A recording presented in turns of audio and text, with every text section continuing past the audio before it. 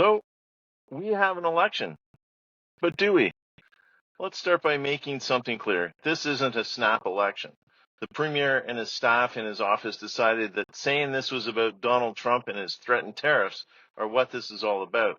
Fact is, this election was decided months ago, even before it was clear that Trump would be reelected as president.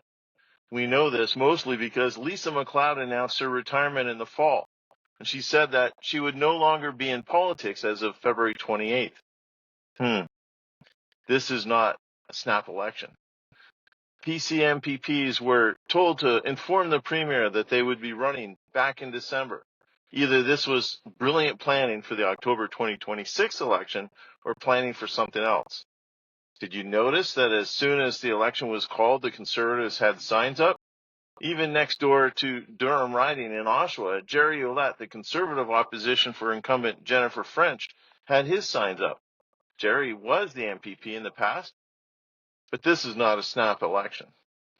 Was it a coincidence that just days before the election was called, it was like every minister of the cabinet was out making an announcement or two about the spending they were prepared to do over the next 4-ish years?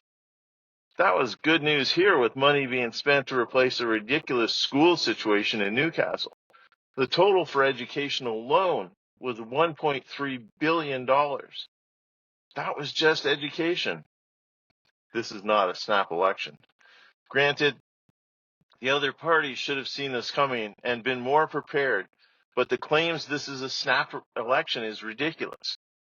The Conservatives have stacked this election so heavily in their favor, and combined with the lack of prep, makes this a tough one for the Conservatives to lose.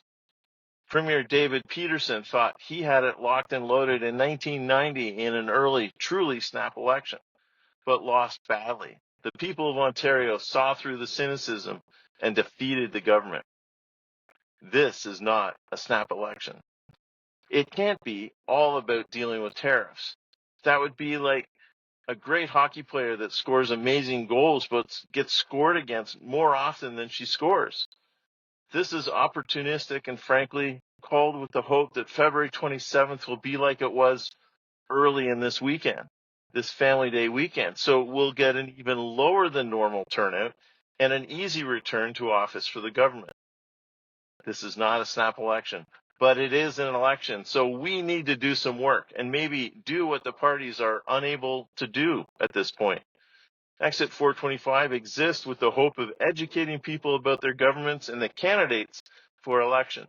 So far, I've been able to connect with Liberals and teachers about education issues.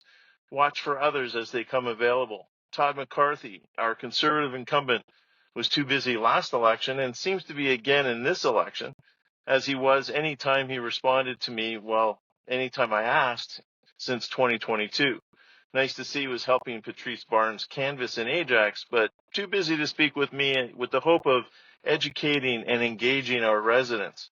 I'm not anti-conservative entirely. In fact, probably more naturally conservative than some people might like. I do not like how all of this is going down, however. I would like to ask Mr. McCarthy a few questions about issues including the waterfront land next to Darlington Park that will end up as a subdivision or maybe even a casino, as well as about health, education, and more. The same way we need the politicians to engage and not make us cynical about this election, we need to engage. Call a candidate. The Liberal candidate is Brad Jacobson. Call him at 289-205-2716. His number is on the video and the Spotify description of our interview. Call Todd McCarthy to make sure he visits you and speaks with you in an election that is so stacked against anyone else. You deserve that. This is not a snap election. Don't let anyone get away with that. If we don't do something, we will get the government that we deserve, not the one that we want. We have 10 days for that. My name is Steve Ray. This is Exit 425. It's where we live and where we need to vote.